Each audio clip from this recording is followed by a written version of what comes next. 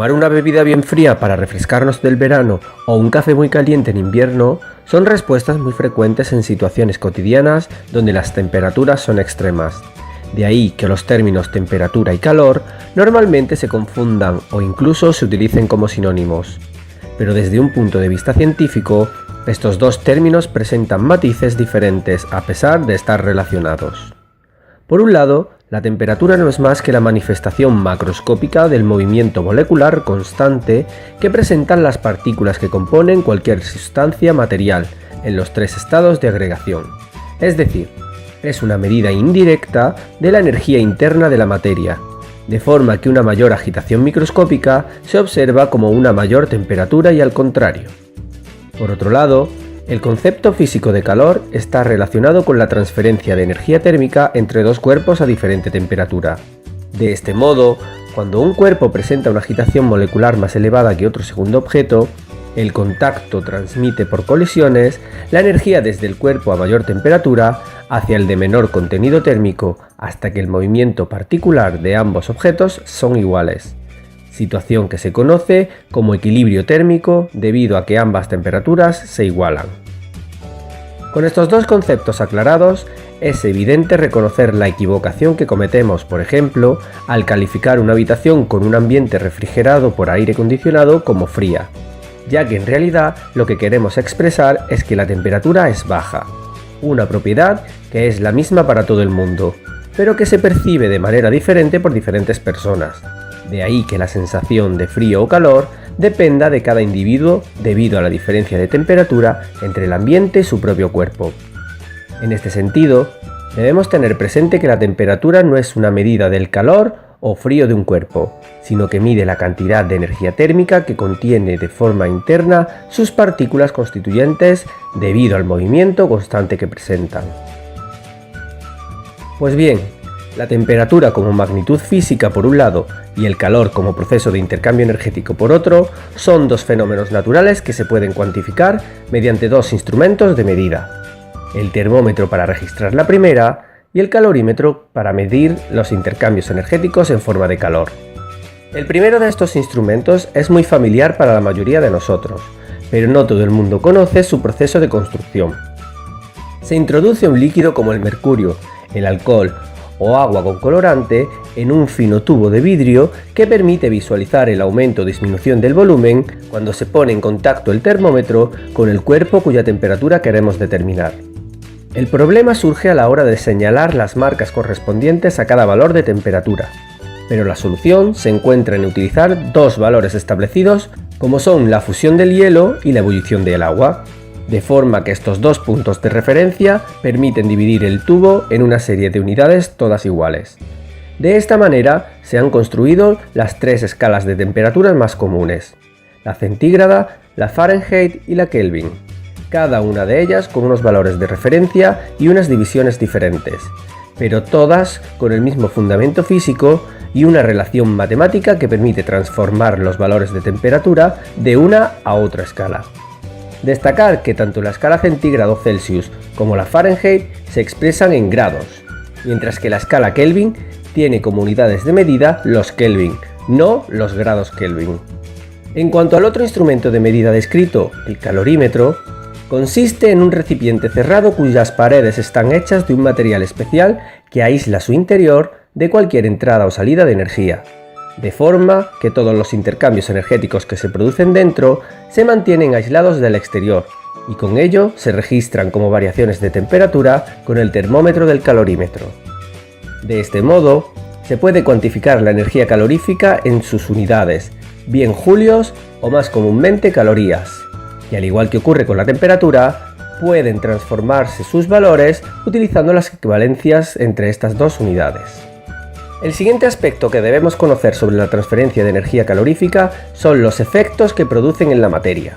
Así, lo primero que ocurre en un sistema material con el que se transfiere calor es la elevación de la temperatura. Sin embargo, este cambio de la velocidad de las partículas hace que se produzcan variaciones en el volumen que ocupan, lo cual constituye una dilatación o contracción del material. Esto es consecuencia de la mayor o menor agitación microscópica que aumenta o disminuye las distancias entre las partículas. Sin embargo, El calentamiento continuado de una sustancia provoca al final un cambio en la disposición de sus componentes y con ello su estado de agregación.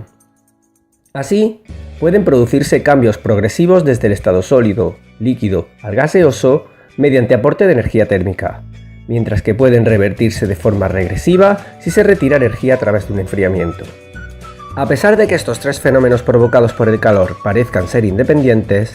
van unidos entre sí, ya que todos responden al comportamiento de las partículas materiales ante la agitación térmica externa.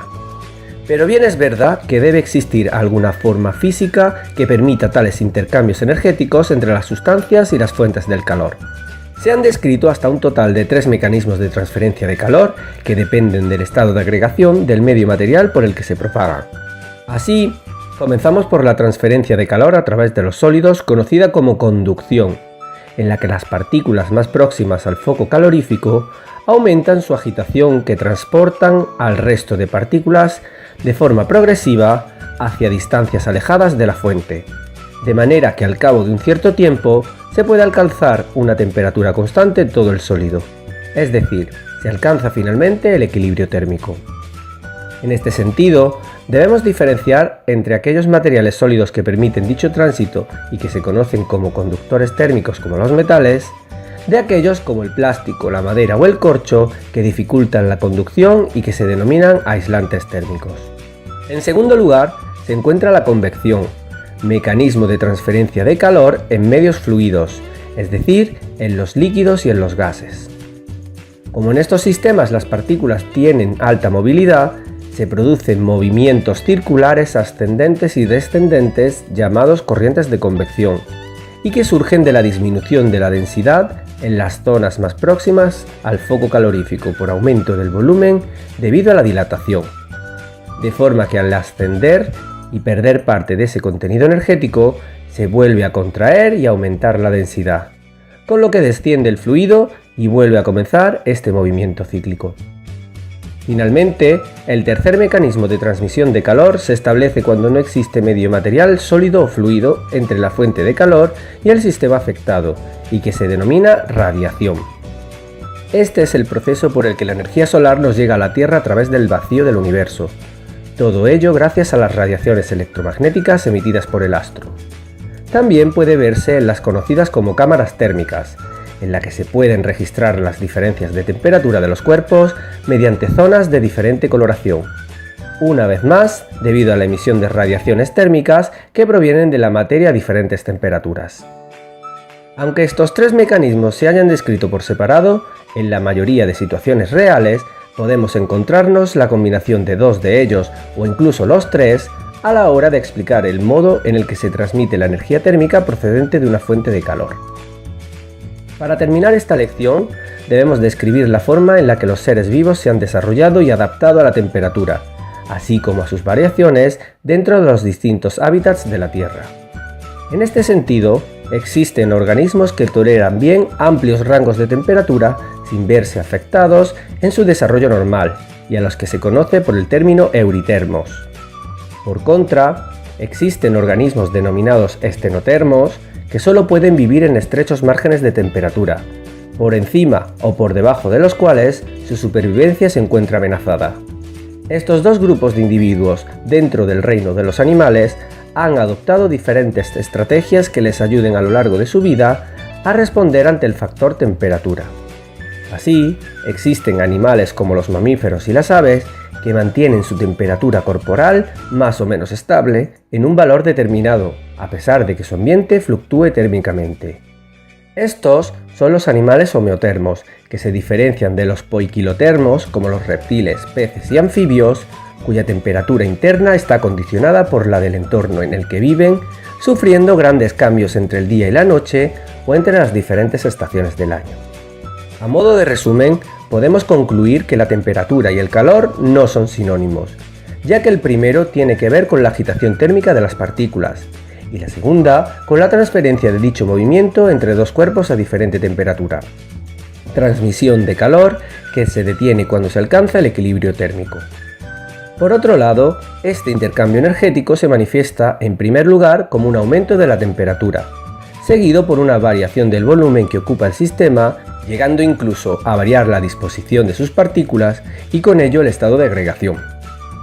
Estos fenómenos físicos se producen gracias a los tres mecanismos que permiten el paso de energía térmica de un cuerpo caliente o foco térmico hasta el resto del sistema. Así, encontramos la conducción, convección y radiación como formas de transportar el calor por sólidos, fluidos o el propio vacío respectivamente. Finalmente, la temperatura es un factor vital que afecta a los seres vivos, pudiendo diferenciar grupos de organismos dependiendo de su tolerancia a las variaciones de temperatura o al mecanismo adaptativo de su valor corporal, estable o variable dependiendo del ambiente en el que se desarrollen.